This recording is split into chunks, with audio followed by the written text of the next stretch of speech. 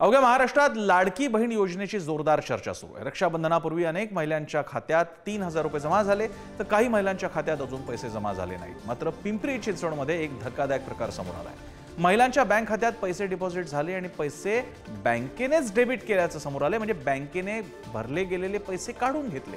अवघ्या काही मिनिटात बँक खातं झिरो झाल्यानं महिला नाराज झाल्या। आपली नाराजी व्यक्त करत भाऊ मुख्यमंत्री एकनाथ शिंदेंनी पुन्हा पैसे देण्याची त्यांनी विनंती केली। मुळामध्ये काय झालं की ज्या महिलांचे बँकचे अकाउंट अनऑपरेट होते 4 महिने 6 महिने काहींचे वर्षांपासून नाही आहेत, आपल्याला सगळ्यांना माहिती आहे की परिस्थिती आता काय आहे की पैसेच नाही तर बँक खातं कुठून ऑपरेट करणार।